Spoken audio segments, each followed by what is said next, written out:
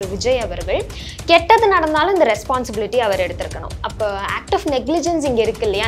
நான் பார்த்துட்டு தான் இருக்கேன், பார்த்துட்டே வந்துட்டு விட்டுட்டு இருக்கேன் அப்படிங்கிற ஒரு போக்கு தானே விஜய் அவர்கள் கை எடுத்துட்டு இருக்காரு. யாருமே அந்த ஒரு நிலையை தான் மொத்தமா வைஷ்ணவின்னு இல்லை, எந்த பெண்கள் நானே எனக்கே இன்பாக்ஸ்ல வரும், ட்விட்டர்ல போட்டோ கூட வைக்க முடிய மாட்டேங்குதுன்னு ஒரு பொண்ணு மெசேஜ் பண்றாங்க. அதை எடுத்து மார்க் பண்ணிடுவாங்களோ இந்த விர்ச்சுவல் வாரியர்ஸ் அப்படின்னு சொல்லிட்டு பயப்படுறாங்க. இந்த மாதிரியான போக்கை கையில் எடுத்திருக்காங்க விஜய் ரசிகர்கள், விஜயனுடைய தொண்டர்கள், தாவேகாவுடைய தொண்டர்கள். அப்படிங்கிறப்ப நீங்க அங்கிருந்து தான் இங்க வந்திருக்கீங்க.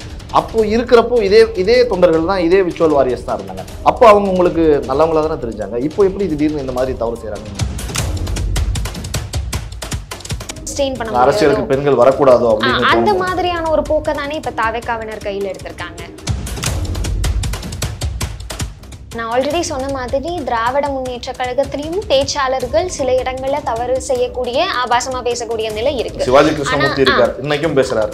ப்ராப்பரா அவங்க மேல அதுக்கான ஆக்ஷன்ஸ் எடுக்கப்பட்டுட்டு தானே இருக்கு. இப்ப தாவேகா தலைவர் அட்லீஸ்ட் இனிஷியல் ஸ்டேஜா கூட ஒரு அறிக்கை கூட வெளியிடலையே. வைஷ்ணவி அவர்கள் ஒரு விளம்பரத்துக்காக இதை பண்றாங்க, தனக்கு ஒரு ஃபேம் வேணும் அப்படிங்கிறதுக்காக பண்றாங்க. தாவேகா இன்னும் அவர் பார்த்துக்கிட்டே இருக்காரு அப்படிங்கறதா எங்களோடது. ஏன் ஒரு அறிக்கை கூட வெளியிட மாட்டேங்கிறீங்க? அறிக்கை வெளியிட்டுட்டு அவங்க அதை பண்ண மாட்டேங்கிறாங்க, அவங்க அதை ஃபாலோ பண்ண மாட்டேங்கிறாங்கன்னு சொன்னா கூட அது நியாயம். எங்கேயாவது ஒரு இடத்துல முதல்வர் அவர்களோ இல்ல துணை முதல்வர் அவர்களோ இல்ல அந்த கட்சியினுடைய பொதுச் செயலாளர் அவர்களோ ஒரு கண்டனமோ தெரிவிச்சிருக்காங்களா? இல்ல ஒரு அறிக்கை வெளியிட்டு இருக்காங்களா? நீங்க கேட்கிற அறிக்கை மாதிரி திமுக செஞ்சிருக்கான்னு நான் கேட்கிறேன். என்னோட கேள்வி, ஏன் அரசியல் களத்துக்கு வந்தா இது எல்லாத்தையும் சகிச்சுட்டு தான் அரசியல்ல பயணம் பண்ணணும் அப்படிங்கிற எந்த அவசியமும் இல்லை இல்லையா? இப்படியே சொல்லி சொல்லி சொல்லி சொல்லி நாமளே ஒருவேளை அவங்களுக்கான ஒரு லெஷரை கொடுக்குறோமோ, நீங்க பேசுங்க நாங்க அதை சகிச்சுக்கிட்டே போயிடுவோம் அப்படிங்கிற ஒரு லெஷரை கொடுக்குறோமோ அப்படிங்கிறது தான் எனக்கு தோணுன ஒரு விஷயம்.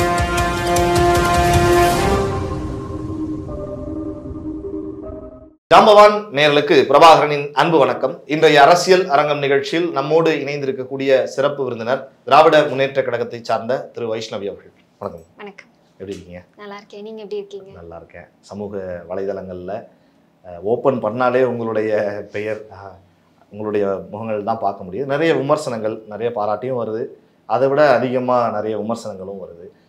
சமீபத்தில் நீங்கள் விஜய் அவர்கள் மீது ஒரு வழக்கு கொடுத்துருக்கீங்க, ஒரு கம்ப்ளைண்ட் கொடுத்துருக்கீங்க. அது சரியா இல்லை அப்படிங்கிற மாதிரி விமர்சனம் பண்ணாங்க. யாரோ சோஷியல் மீடியாவில் அவங்கள ட்ரோல் பண்ணுறாங்க அப்படிங்கிறதுக்காக ஒரு இயக்கத்தினுடைய தலைவர் மீது, அதுவும் நீங்கள் முன்னாடி அங்கே பயணிச்சிருக்கீங்க, அவர் மீதே வழக்கு கொடுக்கறது அப்படிங்கிறது சரியான போக்கா? அதை எந்த மனநிலையில் நீங்கள் கொடுத்தீங்க? சரியான போக்கா அப்படின்னு கேட்டிங்கன்னா நிச்சயமா சரியான போக்கு அப்படின்னு தான் சொல்லுவேன். ஏன்னு எடுத்துக்கிட்டிங்கன்னா, விஜய் அவர்களே, தாவேகா தலைவர் திரு விஜய் அவர்களே சொல்லியிருக்காரு, ஒவ்வொரு தனி நபர் யார் எங்களுக்கு தாவேகாக்கு சப்போர்ட் பண்ணுறாங்களோ அவங்க எல்லாருமே விர்ச்சுவல் வாரியர்ஸ் ஆஃப் டிவிகே அப்படின்னு சொல்லியிருக்காரு. அப்படி இருக்கிற பட்சத்துக்கு அவங்க செய்யக்கூடிய நல்ல விஷயங்களுக்கும் இவர் தான் பொறுப்பு, அவங்க பரப்பக்கூடிய ஆபாச அவதூறு கருத்துகளுக்கும் இவர் தான் பொறுப்பு. ஸோ இவர் ஆப்வியஸாக ஒரு அறிக்கை வெளியிட்டிருக்கலாம் இல்லையா? ஏன்னா மொபைல் ஃபோன் யூஸ் பண்ணுறாரு, ட்விட்டரில் அவரோட அறிக்கையும் பதிவு பண்ணுறாரு. அப்படிங்கும்போது அப்போ நீங்கள் இது எதையுமே பார்க்கலையா? வைஷ்ணவி மட்டும் இல்லை, வைஷ்ணவி மாதிரி இருக்கிற பெண்கள் யார் தாவேகாக்கு எதிராக ஐடியாலஜிக்கலாக கருத்தியல் ரீதியான ஸ்டாண்ட் இல்லாட்டி கேள்வி நாங்கள் எழுப்புனா எங்களுக்கு பதில் கிடைக்க வேண்டியது ஐடியாலஜிக்கலாக தான். ஆனால் தாவேகாக்காரங்க கொடுக்கறது, தாவேகாவினர் கொடுக்கக்கூடிய விஷயம் என்னன்னா ஆபாச அவதூறு வார்த்தைகள், கருத்துகள், தேவையில்லாத மார்ஃப் பண்றது, இந்த மாதிரியான செயல்கள்ல ஈடுபடுறாங்க. ஸோ எந்த அளவுக்கு நல்லது பண்ணா நீங்க எங்க தொண்டர்கள் தான், எங்க நல்லது நடந்தாலும் எங்க தொண்டர்கள் தான் பண்ணியிருப்பாங்கன்னு சொல்றீங்களோ அதே மாதிரி தாவேகா தலைவர் திரு விஜய் அவர்கள் கெட்டது நடந்தாலும் இந்த ரெஸ்பான்சிபிலிட்டி அவர் எடுத்திருக்கணும். அப்போ ஆக்ட் ஆஃப் நெக்லிஜென்ஸ் இங்க இருக்கு இல்லையா? நான் பார்த்துட்டு தான் இருக்கேன், பார்த்துட்டே வந்துட்டு விட்டுட்டு இருக்கேன் அப்படிங்கிற ஒரு போக்கு தானே விஜய் அவர்கள் கை எடுத்துட்டு இருக்காரு. ஸோ அதனால தான் நீங்கள் அவருக்கு அந்த பொறுப்பு இருக்கு அப்படிங்கிறதுனால தான் அவர் நிச்சயமா ஒரு கட்சியோட தலைவரா தொண்டர்கள் தவறு செய்யும் போது அவருக்கும் அந்த ரெஸ்பான்சிபிலிட்டி இருக்கு தானே. மற்ற கட்சி மேல நம்ம கிரிட்டிசைஸ் பண்ணும்போது எங்க கட்சிக்காரங்க என்ன பண்ணிட்டு இருக்காங்க, பெண்களை எந்த அளவுக்கு மரியாதையா நடத்துறாங்க, எந்த அளவுக்கு கருத்தியல் ரீதியான நாகரீகமான அரசியல் விவாதங்களை எடுத்து வைக்கிறாங்கன்னு அவர் பார்க்கணும் இல்லையா? நீங்க சொல்றதை வச்சே நான் கேட்கிறேன். இப்போ சமீபத்தில் அண்ணா பல்கலைக்கழகத்தில் ஒரு மாணவிக்கான ஒரு பெரிய பாலியல் வன்கொடுமை சம்பவம் நடந்தது. பல இடங்கள்ல அந்த மாதிரியான நடக்கக்கூடிய விஷயங்கள் பார்த்தோம். ஒரு திராவிட முன்னேற்ற கழகத்தில் இருக்கக்கூடியவரே ஒரு பெண் காவலர்கிட்ட தவறாக நடந்தது, இந்த மாதிரிலாம் நடந்தது இல்லையா? இந்த மாதிரி நடக்கிறப்ப வழக்கு கொடுக்குறவங்க முதல்வர் மீது கொடுப்பாங்களா இல்லை தவறாக நடந்துக்கிட்டவங்க மீது கொடுப்பாங்களா? இப்போ நீங்க சொன்ன மாதிரி ஒரு திராவிட முன்னேற்ற கழகத்தை சேர்ந்த ஒரு நபர் வந்துட்டு ஒரு பெண் காவலர்கிட்ட தவறா நடந்துக்கும் போது அங்க ஒருத்தர் தான் அப்படி நடந்திருக்காரு. ஸோ அப்படிங்கும்போது கட்சி தொண்டர்கள் மொத்தமா நம்ம அவங்கள எடுக்க முடியாது. ஒருத்தர் தனிப்பட்ட நபர் தவறு செஞ்சிருக்காரு, அதுக்கான ஆக்ஷனை ப்ராப்பரா தலைமையில இருந்து எடுக்கிறாங்க. இப்போ இங்க பாத்தீங்கன்னா தாவேகாவோட விர்ச்சுவல் வாரியர்ஸ் எல்லாருமே அந்த ஒரு நிலையை தான் மொத்தமா வைஷ்ணவின்னு இல்லை, எந்த பெண்கள் எனக்கே இன்பாக்ஸ்ல வரும், ட்விட்டர்ல போட்டோ கூட வைக்க முடிய மாட்டேங்குதுன்னு ஒரு பொண்ணு மெசேஜ் பண்றாங்க. அதை எடுத்து மார்க் பண்ணிடுவாங்களோ இந்த விர்ச்சுவல் வாரியர்ஸ் அப்படின்னு சொல்லிட்டு பயப்படுறாங்க. ஸோ இப்படி இளம் பெண்கள் அரசியல் களத்துக்கு வர்றதே பெரிய விஷயம். அப்படிங்கும்போது அந்த ஒரு சூழல்ல நீங்க அவங்களை ஏன் டிஸ்கரேஜ் பண்றீங்க? இந்த மார்க் எல்லாம் பண்ணும்போது அவங்களுக்குள்ள ஒரு பயம், களம் அப்ப ரொம்ப டஃபா இருக்குமோ, இங்க நம்மளால சஸ்டெயின் பண்ண முடியாது, பெண்கள் வரக்கூடாதோ, அந்த மாதிரியான ஒரு போக்கை தானே இப்ப தாவேகாவினர் கையில் எடுத்திருக்காங்க. அதுதானே ஆப்வியஸா. அப்ப அப்படிங்கும்போது நீங்க ஆல்ரெடி சொன்ன மாதிரி திராவிட முன்னேற்ற கழகத்துல தனிநபர் அப்படிங்கிறவங்க தப்பு பண்றாங்க, அதுக்கான ப்ராப்பர் ஆக்ஷன் எடுக்கிறாங்க. பட் ஆல் டுகெதர் எல்லா தொண்டர்களும் அவதூறான ஆபாசமான கருத்துக்களை பரப்புறாங்கன்னா அது நிச்சயமா இல்லை. ஸோ இங்கே அது அப்படியே ஆப்போசிட்டா இருக்கு. எல்லா விர்ச்சுவல் வாரியர்ஸும் இந்த மாதிரியான ஒரு போக்கை தான் கையில் எடுத்திருக்காங்க. அவதூறு ஆபாசம் இது மட்டும்தான் அவங்களுக்கு தெரியும். இந்த மாதிரியான போக்கை கையில் எடுத்திருக்காங்க விஜய் ரசிகர்கள், விஜயனுடைய தொண்டர்கள், தாவேகாவுடைய தொண்டர்கள். அப்படிங்கிறப்ப நீங்க அங்க இருந்து தான் இங்க வந்திருக்கீங்க. அப்போ இருக்கிறப்போ இதே தொண்டர்கள் தான், இதே விர்ச்சுவல் வாரியர்ஸ் தான் இருந்தாங்க. அப்போ அவங்க உங்களுக்கு நல்லவங்களா தானே தெரிஞ்சாங்க. இப்போ எப்படி திடீர்னு இந்த மாதிரி தவறு செய்யறாங்க? நல்லவங்களா தெரிஞ்சாங்க அப்படின்னு கேட்டீங்கன்னா அவங்க வச்சிருக்கிற ஒரு புரோட்டோகாலுமே வந்துட்டு எங்க கட்சியில உள்ள இருக்கிற வரைக்கும் அவங்க வந்துட்டு நாங்க அக்காங்கிற ஒரு பட்டத்தை அவங்களுக்கு கொடுப்போம், ரொம்ப மரியாதையா நடத்துவோம். இதே அவங்க எங்க கட்சிக்கு எதிராக பேசினாலோ இல்ல கட்சியில இருந்து வெளியில போனாலோ, எங்க கட்சியில என்னென்ன விஷயங்கள் நடக்குதோ அது வந்துட்டு அந்த தவறான விஷயங்களை வெளியில சொன்னாலோ வந்துட்டு அவங்க எங்களுக்கு கெட்டவங்க. அவங்க யாராவே இருந்தாலும் நாங்க அவதூறான கருத்துக்களை தான் பரப்போம். அப்படி பண்ணக்கூடிய நிலை தவறு தானே. கட்சியில இருந்து கருத்தியல் வேறுபாடு காரணமா வெளியில போறவங்கள கருத்தியல் ரீதியா ஐடியாலஜிக்கலா டிஃபெண்ட் பண்ணுமே தவிர வந்துட்டு அவதூறு ஆபாச வார்த்தைகள் பயன்படுத்துறதுங்கிறது அரசியல் நாகரிகம் கிடையாது. அவங்க தரப்புல இருந்து, அவங்களுடைய தொண்டர் தரப்புல இருந்து தொடர்ந்து சமூக ஊடகங்கள்ல பாக்குறப்ப வைஷ்ணவி அவர்கள் வந்து ஒரு விளம்பரத்துக்காக இதை பண்றாங்க, தனக்கு ஒரு ஃபேம் வேணும் அப்படிங்கிறதுக்காக பண்றாங்க. இப்போ விஜய் அவர்கள் மீது வழக்கு கொடுக்கறது அப்படிங்கிறதே தன்னை பிரபலப்படுத்திக் கொள்வதற்கு, தன்னுடைய முகத்தை தொடர்ந்து லைம் லைட்ல வச்சுக்கிட்டு இருக்கிறதுக்கு அப்படின்னு சொல்லி சமூக ஊடகங்கள்ல தாவேகா தரப்புல நீங்க சொல்ற விர்ச்சுவல் வாரியர்ஸ் ஒரு குற்றச்சாட்டு வைக்கிறாங்க. எப்படி பாக்குறீங்க அந்த குற்றச்சாட்டு? இப்போ ஃபேம் கிடைக்கிறதுக்கு லைம்லைட்லயே இருக்கிறதுக்கு நிறைய வழிகள் இருக்கு. ரீல்ஸ் பண்ணலாம், இல்லை இப்போ நிறைய யூடியூபர்ஸ் ஆகட்டும், இன்ஃப்ளூயன்சர்ஸ் ஆகட்டும், வைஷ்ணவியை ஒரு கண்டென்ட்டா வச்சு இப்போ எப்படி பேசிட்டு வியூஸ் போயிட்டு இருக்கு, அவங்களுக்கு நல்ல ஒரு ரீச் அவுட் கிடைச்சிட்டு இருக்கு. அந்த மாதிரி அப்போ யார் ஸ்பைஸான கண்டென்ட்டா போயிட்டு இருக்காங்களோ அவங்கள பத்தி நான் பேசி வீடியோ போட்டு என்னால் ரீச் அவுட் கிடைச்சிருந்துருக்க முடியும். ஸோ என்னோடது அது கிடையாது. நான் மக்கள் பணி செய்ய வந்திருக்கேன். மக்கள் பணியில இது வைஷ்ணவிக்கு மட்டும் நடந்திருந்தா வைஷ்ணவி இதுக்கான ஒரு கம்ப்ளைண்ட் ரைஸ் பண்ணியிருப்பேனா அப்படின்னு கேட்டிங்கன்னா அது குவெஸ்சன் மார்க் தான்.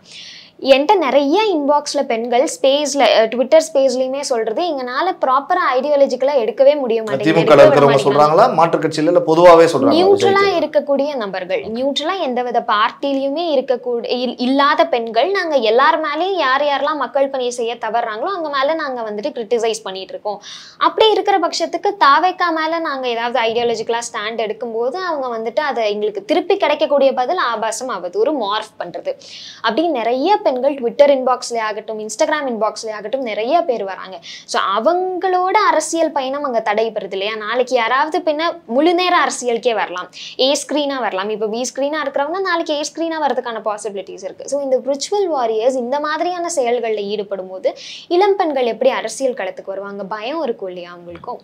இதையே வந்து கடந்த காலங்களில் நீங்கள் அரசியலுக்கு இப்போ வந்திருக்கீங்க, பட் உங்களுக்கும் தெரிஞ்சிருக்கலாம். இருந்தாலும் கடந்த காலங்களில் இதே திமுகவினுடைய பேச்சாளர்கள், இப்போ இருக்கக்கூடிய பேச்சாளர்கள் பல பெண் தலைவர்களை ஆபாசமாக பேசுகிறத இன்றைக்கும் பேசிக்கிட்டு இருக்கிறத நம்மளால் பார்க்க முடியுது.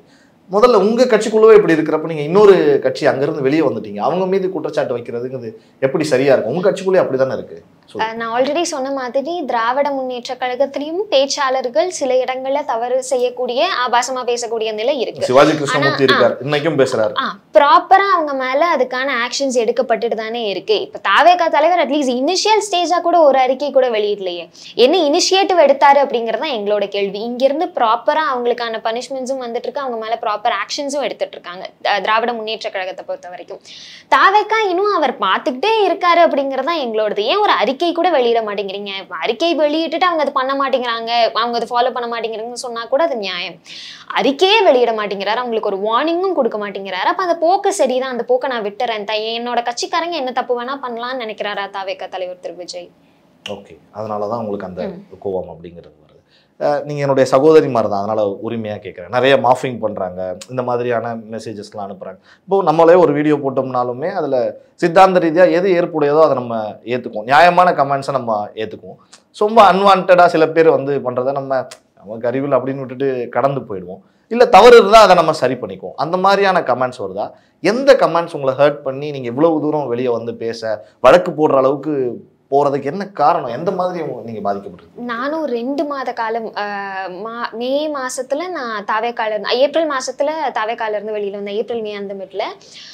அப்பத்துல இருந்து கண்டினியூஸா நானும் பார்த்துட்டு இருக்கேன். தொடர்ந்து ஆபாசமான வார்த்தைகள், அவதூறான கருத்துக்கள் தான் வந்துட்டே இருக்கு. இந்த 2 மாசத்துல நானும் தாவேகா தலைவர் திரு விஜய் அவர்கள் ஏதாவது ஒரு அறிக்கை வெளியிடுவாரு இதை கண்டிச்சு அப்படின்னு சொல்லி எதிர்பார்த்தேன். பண்ற மாதிரி இல்லை. எந்த கமெண்ட் நீங்க ரொம்ப உங்களை டிஸ்கரேஜ் பண்ணுச்சு அப்படின்னு கேட்டீங்கன்னா எல்லா கமெண்ட்டுமே கிட்டத்தட்ட எந்த ஒரு பெண்ணையும் இந்த வார்த்தை சொல்லி கூப்பிடக்கூடாது, அவங்க வீட்டு பெண்களை கூப்பிடுவீங்களா அப்படிங்கறத என்னோட ஒரு பாயிண்டா இருந்தது. உங்க வீட்டு பெண்களை இந்த வார்த்தையை வச்சு நீங்க கூப்பிடுவீங்களா அப்படிங்கிற வார்த்தைகள் எல்லாமே கமெண்ட் செஷன்ல வருது. இது ட்விட்டர்ல வந்துட்டு ட்வீட்டா போடுறாங்க. நம்ம கருத்தியல் ரீதியா ஏதாவது எடுத்துக்கிட்டோம்னா அதை வந்துட்டு ட்வீட்டா போடுறது ரொம்ப ஆபாசமானது, வாயில சொல்ல முடியாத அளவுக்கு. இப்ப நீங்க அதை சென்சார் போடுற மாதிரி ஆயிரும் நான் சொன்னேன்னா. அந்த மாதிரியான வார்த்தைகள்லாம் பயன்படுத்தி கமெண்ட் பண்றாங்க, ட்வீட் பண்றாங்க. ட்விட் ஐடியாலஜிக்கலான விவாதத்தை எடுத்து வைங்க, நாகரிகமான விவாதத்தை எங்களோட அப்கோர்ஸ் நீங்க எடுத்து வைங்க, நாங்களும் அதுக்கு பதில் சொல்றோம் நியாயமா இருந்தா அப்படிங்கறதா எங்க சைடு.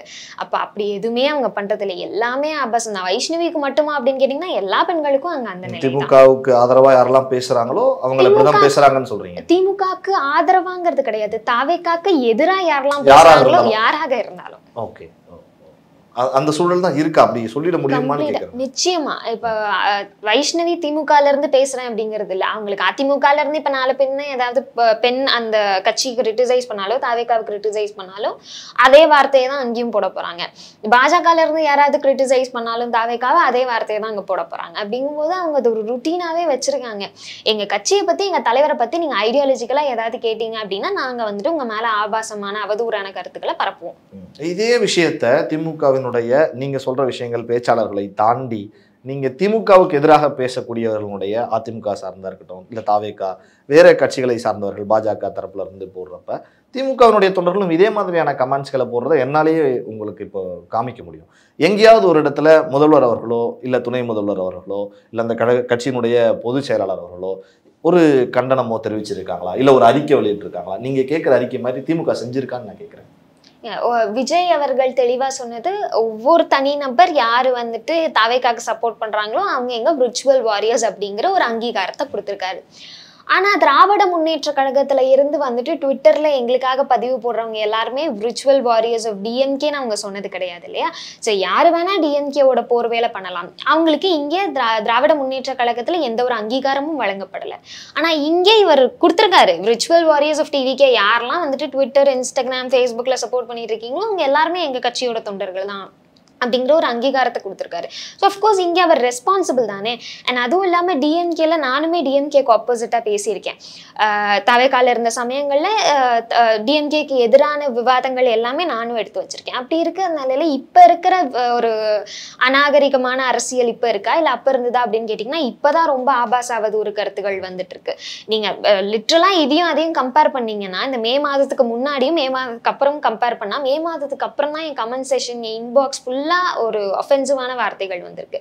அதுக்கு முன்னாடி வந்திருக்கு, பெரிய அளவுல வரல அப்படிங்கிறது தான் என்னோட ஒரு கருத்து. அரசியலுக்கு வரணும் அப்படிங்கிறப்ப விமர்சனங்களை வந்து தாங்கிக்கணும். சில அவதூறுகள் வரும். ஜெயலலிதா அவர்கள் மீதே கூட அவதூறுகள்லாம் பேசியிருக்காங்க. சில சங்கடமான சம்பவங்கள்லாம் சட்டமன்றத்துல எல்லாம் நடந்திருக்கு, வரலாறுகள்ல இருக்கு. அந்த மாதிரி நீங்க ஒரு அரசியலை நோக்கி இளம் வயதுல வரப்ப அந்த விமர்சனங்களையும் சில கருத்துக்களையும் சில அவதூறுகளையும் சகித்து கொள்ளுகிற மனநிலை இல்லைன்னா எப்படி நீங்க டிராவல் பண்ண முடியும்னு நினைக்கிறீங்க? என்னோட கேள்வி, ஏன் அரசியல் களத்துக்கு வந்தா இது எல்லாத்தையும் சகிச்சுட்டு தான் அரசியல்ல பயணம் பண்ணணும் அப்படிங்கிற எந்த அவசியமும் இல்லை இல்லையா? இப்படியே சொல்லி சொல்லி சொல்லி சொல்லி நாமளே ஒருவேளை அவங்களுக்கான ஒரு ஒரு லெஷரை கொடுக்குறோமோ, நீங்க பேசுங்க நாங்க அதை சகிச்சுக்கிட்டே போயிடுவோம் அப்படிங்கிற ஒரு லெஷரை கொடுக்குறோமோ அப்படிங்கிறது தான் எனக்கு தோணுன ஒரு விஷயம். ஏன் அரசியல் களத்துக்கு வரோங்கிறதுக்காக இந்த மாதிரியான அவதூறான ஆபாசமான வார்த்தைகளை கேட்டுக்கணும், அதை வாங்கிக்கணும் அப்படிங்கிற எந்த அவசியமும் கிடையாது எங்களுக்கு. அரசியல் களத்துக்கு வரமா ஒரு விவாதத்தை எடுத்து வைங்க, கருத்தியல் ரீதியான விவாதத்தை எடுத்து வைங்க. அஃப்கோர்ஸ் நாங்கள் அதுக்கு பதில் சொல்ல தான் போகிறோம். இது வந்துட்டு இது ஏன் இப்படி காமன்னு சொல்கிறோம் அப்படிங்கிறது தான் என்னோட ஒரு கருத்து. பல விஷயங்கள் நீங்கள் வெளியே வந்தப்ப உங்கள் மீது ட்ரோல் பண்ணப்பட்டதில் திராவிடம்னா என்னன்னே தெரியல அப்படின்னு நீங்கள் பேசின ஒரு பழைய காணொலியை போட்டு ட்ரோல் பண்ணியிருந்தாங்க. இப்போ ஓரளவுக்கு உங்களுக்கு புரிதல் வந்திருக்கா? திமுகவுக்குள்ள போன பிறகு திராவிடம்னா என்ன? அதான் நான் முன்னாடி சொன்ன மாதிரி இப்போ பொதுவாகவே நான் வரலாறு தெரிஞ்சுக்கணும் அப்படின்னு நினைக்கல. அடுத்து என்னென்ன வளர்ச்சிகள் தமிழ்நாட்டுக்கு வேணும், என்னென்ன வளர்ச்சிகள் அடைஞ்சிருக்காங்க அப்படிங்கிறத தெரிஞ்சுக்கணும் அப்படிங்கிறதுல ரொம்ப ஒரு கான்ஷியஸாக இருந்தேன். அப்போ எனக்கு திராவிடம்னா என்ன அப்படிங்கிறது தெரிஞ்சுக்கணும்னு தோணலை. இப்போ என்ன மாதிரி இளைஞர்கள் அரசியல் களத்துக்கு வரவங்க, நீங்கள் நிஜமாவே திராவிடம்னா அவங்களுக்கு என்னன்னு தெரியாது. உள்ளே வந்து தான் நானே கற்றுக்கிட்டேன் திராவிடம் அப்படின்னா என்னென்னு. அப்போது எங்களுக்கு அது தெரிஞ்சுக்கிட்டு தான் அரசியல் களத்துக்கு வரணுங்கிற பேஸும் கிடையாது, அது தெரிஞ்சுக்கிட்டு தான் வரணும் அப்படின்னு தோணவும் கிடையாது. இல்லை, இப்போ திராவிடம் அப்படின்னு கேட்டீங்கன்னா அஃப்கோர்ஸ் திராவிடம் அப்படிங்கிற வார்த்தை சமத்துவம், சமூக நீதி, இது எல்லாத்தையும் நிலைநிறுத்தக்கூடிய ஒரே வார்த்தையா நான் பார்க்குறேன் திராவிடத்தை பொறுத்த வரைக்கும். அப்போ இப்போ எனக்கு பதில் தெரியும். இதே நீங்க என்ன ஒரு அந்த இன்டர்வியூல கேட்ட மாதிரி அப்போ எனக்கு தெரியாது, எனக்கு அது தெரிஞ்சுக்கணும்னு தோணலை. இப்போ அஃப்கோர்ஸ் தெரியும். அண்ட் திராவிடம், இரு திராவிட கட்சிகளுமே, அண்ணா திராவிட முன்னேற்ற கழகமாகட்டும் திராவிட முன்னேற்ற கழகமாகட்டும், இவங்க ரெண்டு பேரும் தான் இப்போ தமிழ்நாடு ஒரு வளர்ச்சியில் இருக்குது அப்படின்னா, கல்வியிலையும் மேலோங்கி இருக்குது அப்படின்னா அதுக்கு முக்கிய அடித்தளம் போட்டவங்க இவங்க ரெண்டு பேருமே தான். அப்படிங்கும்போது அதுதான் திராவிடம் அப்படின்னு நான் நினைச்சேன். சமத்துவம், சமூக நீதி, மொத்தமாக இப்போ தமிழ்நாடு இந்த அளவுக்கு வளர்ச்சியில் இருக்குன்னா அது திராவிட கட்சிகள் போட்ட ஒரு அடித்தளம். பல விஷயங்கள் நம்ம பேசிக்கிட்டு இருக்கப்ப இந்த மாதிரி நீங்கள் வருத்தப்பட்டப்ப, இந்த ட்ரோலில் பாதிக்கப்பட்டப்ப, மாஃபிங் ஃபோட்டோஸ் இந்த மாதிரிலாம் வரப்ப தாவேகா தரப்புல இருந்து தலைவரை விட்டுருங்க அறிக்கையை பற்றி கேட்குறீங்க. உங்களோட பழகிய பல நிர்வாகிகள் இருப்பாங்க, ஒருத்தர் கூட உங்களுக்கு ஆறுதல் சொல்லலையா? எனக்கு ஒருத்தங்க கூட கூப்பிடவே இல்லை. நான் வெளியில வந்துமே எதிர்பார்த்தேன் தாவேக்கால இருந்து மறுபடியும் வந்துட்டு இல்லை இந்த மாதிரி தவறுகள் எதுவும் நடக்காது, உங்களையும் நாங்கள் வந்துட்டு அங்கீகரிக்கிறோம், உங்களோட மக்கள் பணியையும் நாங்கள் செய்ய இனிமேல் தடுக்க மாட்டோம் அப்படிங்கிற ஒரு ஆப்ஷன் வரும் அப்படிங்கிறத நான் எதிர்பார்த்து காத்துட்டு இருந்தேன். எல்லா கட்சிகள்ல இருந்தையும் அந்த சமயத்துல அழைப்பு வந்திருந்தது. ஆனா தாவேக்கால இருந்து என்னை மறுபடியும் கூப்பிடுவாங்க, நான் எதிர்பார்த்த கட்சியில இருந்து எனக்கு அழைப்பு அப்படிங்கிறது வரல. இந்த அளவுக்கு தான் இருக்கு. நீ போறியா, நீ போய்கிட்டே இரு, எங்களுக்கு அதனால எந்த ஒரு லாஸும் கிடையாது அப்படிங்கிறதான் அவங்க யோசிக்கிறது. அப்ப இந்த மாதிரி எந்த தொண்டன் வேணா கிளம்பிட்டே இருக்கலாம் அப்படிங்கிறதான். எனக்கு இது வரைக்கும் யாருமே கூப்பிடல. இந்த மாதிரி ஆபாசமான கருத்துக்கள் பதிவு பண்றாங்க, இது எதையுமே எடுத்துக்காதீங்க அப்படிங்கிறது இல்ல. நான் கேள்விப்பட்டிருக்கேன் இதுக்கு முன்னாடி எம்ஜிஆர் ஐயா அவர்களும் கலைஞர் ஐயா அவர்களும் என்னதான் வெவ்வேறு கட்சிகள்ல இருந்தாலுமே குடும்ப நிகழ்வுகள்ல ஏதாவது பார்க்கும்போது வந்துட்டு நண்பர்கள் போல ரொம்ப நேரம் உட்காந்து பேசுவாங்க அப்படிங்கிறத நான் கேட்டிருக்கேன். அப்படிங்கும்போது என்னதான் எதிர்கட்சியா இருந்தாலுமே வெவ்வேறு பாதைகள்ல இப்ப பயணம் பண்ணிட்டு இருந்தாலுமே ஏன் ஒரு ஃப்ரெண்ட்லியா கூப்பிட்டு இது அதுன்னு பேசி இருந்திருக்கலாம் இல்லையா, என்னம்மா எப்படி ஃபீல் பண்றீங்க, இனிமேல் இந்த மாதிரி நடக்காது, எங்க சைடு மாவட்ட ரீதியான தொண்டர்கள் யாராவது போட்டுட்டு இருந்தாங்கன்னா நாங்க வார்ன் பண்றோம் அப்படிங்கிற எந்த ஒரு ஃப்ரெண்ட்லி டாக் கூட அது அப்படியே பிளாக் ஆயிடுச்சு. வேற கட்சிக்கு போயிட்டோம், நாங்க இதுக்கு மேல அவங்க கிட்ட பேச மாட்டோம் அப்படிங்கிற ஒரு நிலை, அந்த ஒரு சூழல் தான் இருந்துச்சு. திமுகக்குள்ள நீங்க வந்த பிறகு இந்த மனநிலையை சமாளிக்கிறதுக்கு திமுகவினுடைய ஆதரவு, நிர்வாகிகளுடைய ஆதரவு, அப்படி அது எப்படி இருந்துச்சு? நான் முக்கியமாக அங்கேருந்து இங்கே வந்ததுக்கு காரணம் சுயமரியாதை அப்படிங்கிறது தாவேக்கால இல்லை அப்படிங்கிற ஒரு முக்கிய குற்றச்சாட்டு தான் நான் வச்சுருந்தேன். அப்படிங்கும்போது இங்கே எனக்கு நான் வந்து ஒரு 2 மாத காலம் ஆச்சு, 3 மாத காலம் முடிய போகுது. இப்போது ரொம்ப நல்ல ஒரு வரவேற்பை தான் கொடுத்துருக்காங்க. சுயமரியாதை அப்படிங்கிறது வைஷ்ணவிக்கு இந்த காலத்தில் இருக்கா அப்படின்னு கேட்டிங்கன்னா திராவிட முன்னேற்ற கழகத்தில் எனக்கு அது கிடைக்கிது அப்படிங்கிறதான் உண்மை. வட்டக்கழகம்லேருந்து பகுதி, மாவட்டம், தலைமை கழகம் வரைக்கும் ஒரு சுயமரியாதையோட செல்ஃப் ரெஸ்பெக்டோடு நான் எல்லா இடத்துலையும் நிற்கிற மாதிரி இருக்குது. மக்கள் பணி எங்கேயுமே தடைப்படாமல் இப்போது நான் செஞ்சுக்கிட்டே இருக்கேன். கட்சி ரீதியாக திராவிட முன்னேற்ற கழகம் கட்சி ரீதியாக பண்ணிக்கிட்டே இருக்கேன். இப்போ ரீசெண்டாக கூட உங்களுடன் ஸ்டாலின் கேம்ப் போட்டிருந்தாங்க நான் வசிக்கிற வார்டில். அப்போது கிட்டத்தட்ட 46 துறைகளில் இருக்கக்கூடிய சர்வீசஸ் எல்லாருமே அதிகாரிகளே டோர் ஸ்டெப் வரைக்கும் வந்து அவங்களுக்கு அந்த ஃபார்ம்ஸ் எல்லாத்தையும் ஃபில் பண்ணி கொடுத்து உடனடியாக கிடைக்கக்கூடியது. எனக்கு தெரிஞ்சே நான் கொஞ்சம் நேரம் அந்த ஜீரோ பேங்க் அக்கௌண்ட் ஓப்பன் பண்ணுற ஒரு ஸ்டால்கிட்டே நின்றுட்டு இருந்தோம். நிறைய பேர் வயசானவங்க வந்து அப்ளை பண்ணி எடுத்துகிட்டு போகிறாங்க. ஏன்னா பென்ஷன் அமௌண்ட் அப்படின்னு வரும்போது அவங்களுக்கு அது கொஞ்சம் கன்வீனியண்ட்டாக இருக்கும் அப்படின்னு சொல்லிட்டு கலைஞர் உரிமை தொகைக்கு வந்துட்டு போனாங்க. அப்புறம் ஃப்ரீ மெடிக்கல் கேம்ப் கூட நடந்தது. நான் இந்த 46 துறைகளில் மட்டும்தான் பண்ணிட்டு இருக்காங்க அப்படின்னு பார்த்தா உள்ள மெடிக்கல் கேம்பும் நடந்துட்டு இருந்தது. ஐ செக்அப், பிபி செக் பண்ணுறது எல்லாமே பண்ணிட்டு இருந்தாங்க. அப்படிங்கும்போது இதையும் சார்ந்து மக்களுக்கு என்னென்ன தேவையோ அப்பத்துல இருந்து அண்ணா அவர்கள் அடித்தளம் போட்டு கலைஞர் அவர்கள் ஒரு பெரிய ஒரு பில்டிங் கட்டி இப்போ வரைக்கும் மு.க. ஸ்டாலின் ஐயா அவர்களும் அதவே தான் தொடர்ந்து பண்ணிட்டு இருக்காங்க. தமிழ்நாட்டோட வளர்ச்சிக்கும் தமிழ்நாடு மக்களோட வளர்ச்சிக்கும் என்னென்ன தேவையோ அவங்க இன்னும் கூட லெஷரா கம்ஃபர்டபுளா என்னென்ன சேவைகள்லாம் எடுத்துக்க முடியுமோ எல்லாத்தையும் பண்ணி கொடுத்துட்டு இருக்காங்க. நீங்க வந்து தாவேகாவிலிருந்து திமுகவில் இணைவதற்கு ஒரு முக்கிய காரணகர்த்தாக இருந்தவர் செந்தில் பாலாஜி அவர்கள் தான் பேசப்படுகிறது. எந்த வகையில் உங்களுக்கு செந்தில் பாலாஜி அவர்கள் உதவியாக இருந்தார்? செந்தில் பாலாஜி அவர்கள் அரசியல் எவ்வளவு சக்ஸஸ் பண்ணியிருக்காரு, அது எந்த விதத்தில்ங்கிறது ரெண்டாவது. பட் இன்னைக்கும் அவர் ஒரு பவர்ஃபுல் லீடராக தான் பார்க்கப்படுறார். அவர் கையில் அந்த பவர் இருக்குது அப்படிங்கு தான் சொல்கிறாங்க. எப்படி உங்களுக்கு அவர் உதவியாக இருந்தார் திமுக? எனக்கு பொதுவாகவே நான் அரசியல் களத்துக்கு வர்றதுக்கு முன்னாடி எம்பி எலெக்ஷன் பார்த்துருந்தேன். எம்பி எலெக்ஷனுக்கு அப்புறம் தான் நான் உள்ளே வந்தேன். அப்படிங்கும்போது எம்பி எலெக்ஷனில் பயங்கரமாக அவர் இல்லாத ஒரு நிலையில் கூட அவரை மனசில் வச்சுட்டு கோயம்புத்தூரில் பயங்கரமான வேலைகள் நாங்கள் கவுண்டம்பாளையம் தொகுதியில் நடந்துட்டு இருந்தது. அதுக்கு முன்னாடி நடந்த லோக்கல் பாடி எலெக்ஷன்லேயும் நான் எந்த பார்ட்டிலையுமே அப்போவும் நான் பார்த்துருக்கேன். பயங்கரமான ஒரு ஃபீல்டு ஒர்க்கர். எந்த இடத்துலையும் எது நீங்கள் ஒரு டஃப்பான தொகுதி, அஃப்கோர்ஸ் கோயம்புத்தூரில் இருக்கிற தொகுதிகள் எல்லாமே கொஞ்சம் டஃபஸ்ட் தான். இப்போ வரைக்கும் வந்துட்டு மாற்று கட்சிகள் லீட்ல இருக்கக்கூடியது. ஸோ அந்த மாதிரியான களத்திலையும் இப்போ சந்திச்சாலுமே அவர் சொல்லக்கூடியது 10 தொகுதி அடுத்து நம்மளுது தான் அப்படிங்கிற அந்த ஒரு கான்ஃபிடென்ட் ஃபீல்ல என்னால் முடியும் அப்படிங்கிற ஒரு செல்ஃப் கான்ஃபிடென்ட் பயங்கரமான ஒரு விஷயம். அதான் ஃபீல்டு ஒர்க் நீங்கள் எடுத்துக்கிட்டிங்கன்னா அவர் அடிச்சுக்க ஆளே இல்லை அப்படிங்கிறதான் நான் சொல்லுவேன். அப்போ அவர் இப்போவுமே நல்ல ஒரு லீட் தான் எனக்கு கொடுத்துட்ருக்காரு. என்னதான் இருந்தாலும் வந்துட்டு தன்னோட பொண்ணு அப்படிங்கிற பட்சத்துக்கு அஃப்கோர்ஸ் எல்லாருமே கைட் பண்ணுவாங்க, அவங்களோட அரசியல் நாலேஜை பண்ணுவாங்க.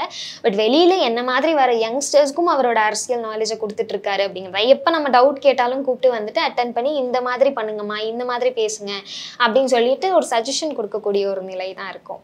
உதயநிதி அவர்களை நேரில் சந்திச்சிங்க, அந்த தருணம் குறித்தும் அங்கு அவர் உங்களுக்கு சில அறிவுரைகள் சொல்லியிருப்பார். மாற்றுக் கட்சியிலிருந்து வந்திருக்கீங்க, பல மாற்றுக் கட்சியிலிருந்து வெளியே வந்தவங்க பெரிய பதவிகளில் அமைச்சராகலாம் கூட இங்கே இருக்காங்க. செந்தில் பாலாஜி அவர்களே கூட இருக்காரு. அந்த மாதிரி இருக்கு. எந்த மாதிரியான அறிவுரைகளை உங்களுக்கு உதயநிதி ஸ்டாலின் அவர்கள் சொன்னார்? எனக்கு இப்போ போன உடனே வந்துட்டு உதயண்ணா அவர்கள் கேட்டது என்ன மாதிரியான நிலை இருக்குது, அதாவது யங்ஸ்டர்ஸ் எந்த அளவுக்கு பாலிடிக்ஸில் எந்த அளவுக்கு அவங்க சஸ்டெயினாக இருக்காங்க, எந்த அளவுக்கு உள்ளே வராங்க யங்ஸ்டர்ஸ் அப்படின்னு சொல்லிட்டு கேட்டார்.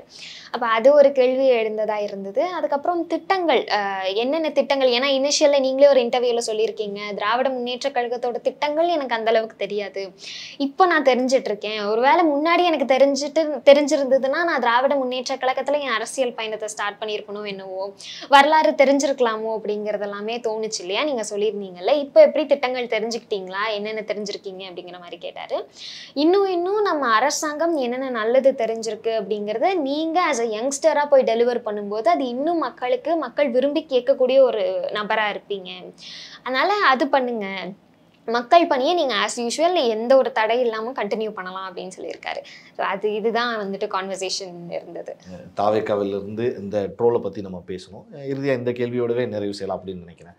அவங்க சொல்கிற ஒரு பெரிய விஷயங்கள், நாங்கள் எல்லாரும் விஜய் அண்ணாக்காக வந்தோம், நீங்களே கூட சொல்லியிருக்கீங்க விஜய் அண்ணாக்காக நாங்கள் வந்தோம், அவருக்காக எதையும் எதிர்பார்க்காம வேலை செய்கிறோம், எங்களுக்கு பதவி இதெல்லாம் எதுவும் கொடுக்கல, நாங்கள் காலங்காலமாக வந்து விஜய் மக்கள் இயக்கத்தில் இருந்து நாங்கள் பயணிச்சுக்கிட்டு இருக்கோம். அவங்க ஏதோ ஒரு தேவைக்காக தனக்கு பதவி வரும் இல்லை இப்படி வந்தாங்க, ஏதோ ஒரு தேவைக்காக வந்தாங்க, ஆனால் இங்கே அவங்களுக்கு அது கொடுக்கப்படலை, கிடைக்கலங்கிறனால விட்டுட்டு வேற ஒரு கட்சிக்கு போயிட்டாங்க அப்படிங்கிற விமர்சனத்தை வைக்கிறாங்க. அந்த விமர்சனத்தை எப்படி பார்க்குறீங்க? வைஷ்ணவி அங்கீகாரம் அப்படிங்கிறதுக்காக தாவேக்கால சேர்ந்தனா அப்படின்னு கேட்டால் நிச்சயமா இல்லை.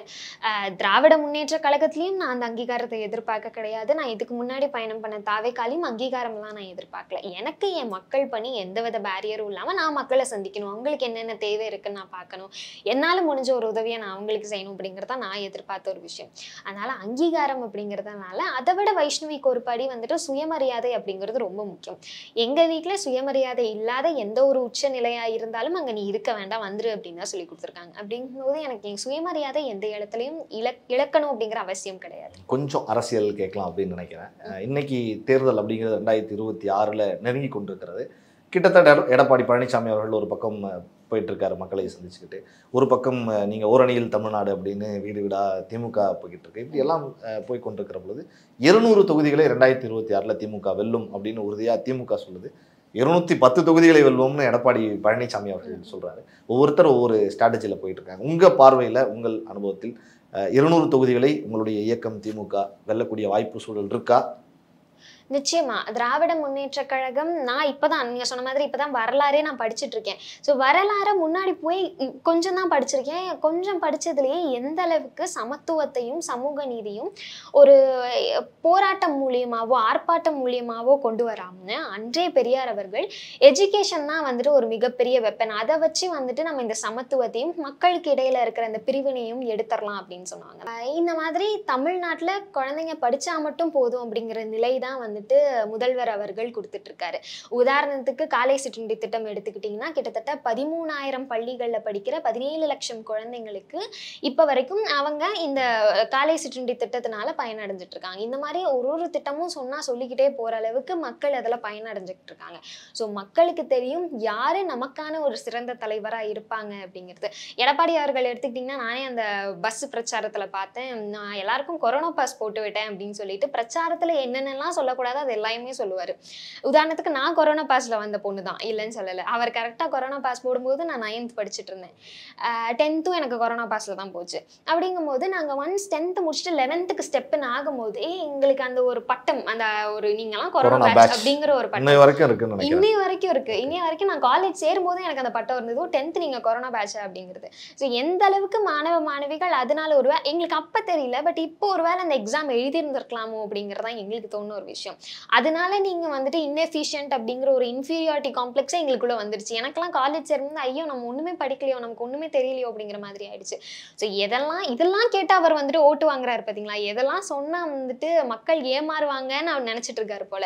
மக்களுக்கு தெளிவா தெரியும், களத்துக்கே வராத தலைவருக்கு ஓட்டு போடணுமா, இல்லை வந்துட்டு இந்த அளவுக்கு எங்களை இன்ஃபீரியாரிட்டி காம்ப்ளெக்ஸா ஆக்க வச்சு சரியான ஒரு கட்டமைப்பு இல்லாத ஒரு கட்சிக்கு ஓட்டு போடணுமா, இல்லை வந்துட்டு ஒரு ஆளுமை திறன் இல்லாதவருக்கு ஓட்டு போடணுமா அப்படின்னு சொல்லிட்டு மக்கள் நல்லாவே பிரிச்சு பார்க்குறாங்க. இல்லை எங்களுக்கு நல்லது செஞ்சு இப்போ வரைக்கும் எங்களோட தனிநபரோட பொருளாதாரத்தை இன்க்ரீஸ் பண்ணிட்டு இருக்கிற முதல்வர் அவர்களுக்கு மறுபடியும் முதல்வர் அவர்களை சிஎம் அரியணையில் உட்கார வைக்கணுமா அப்படிங்கிறதும் அவங்களுக்கு தெரியும். ஸோ நிச்சயமா மக்கள் கரெக்டான ஒரு முடிவு எடுப்பாங்க. பார்ப்போம் 2026 தேர்தலில் நீங்கள் சொல்கிற மாதிரி திமுகவினுடைய நிலைப்பாடு வெற்றி எப்படி இருக்க போகுது அப்படிங்கிறத பார்ப்போம். நிறைய தகவல்கள் எங்களோட இணைந்து உங்களுடைய அனுபவங்களையும் நீங்கள் சந்திக்கக்கூடிய பிரச்சனைகளையும் எங்களோடு பகிர்ந்து கொண்டீர்கள். உங்களுக்கு ஜாம்பவான் நேயர்கள் சார்பாகவும் இந்த பிரபாகரன் சார்பாகவும் மனமார்ந்த நன்றிகள். நன்றி.